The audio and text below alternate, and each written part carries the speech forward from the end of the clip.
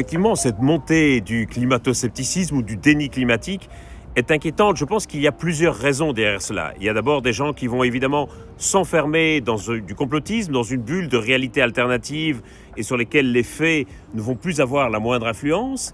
Il y a aussi des gens qui vont avoir tendance à voir la transition comme une forme de contrainte qui leur pèse sur les épaules, qui vont la trouver injuste et qui vont donc rejeter les politiques de transition et qui, en rejetant les politiques de transition, vont aussi rejeter la science sur laquelle elles s'appuient.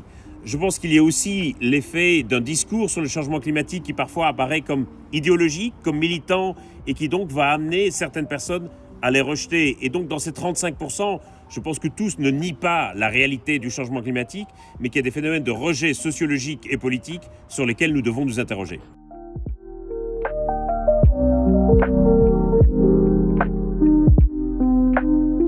Effectivement, on a souvent tendance à voir le changement climatique comme un problème binaire, à se dire que c'est noir ou blanc, que c'est une bataille qu'on va remporter ou qu'on va perdre.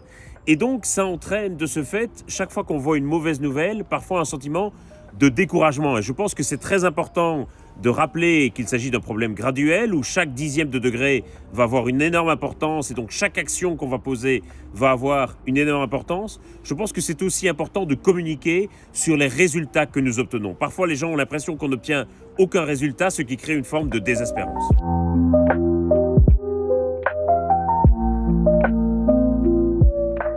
Bien sûr, les signaux politiques que nous avons actuellement, en France, en Europe ou aux États-Unis, sont assez catastrophiques pour la transition, parce que ce sont des signaux d'hésitation, de doute, d'atermoiement, et très clairement, tout ça va créer une forme d'immobilisme et d'attentisme pour les industries, pour les investisseurs qui évidemment ont besoin de signaux clairs, ont besoin d'engagement dans la durée, et très clairement, les signaux politiques qui sont envoyés pour le moment sont catastrophiques pour la transition. Et c'est aussi pour ça que les entreprises et les industries doivent absolument prendre le relais.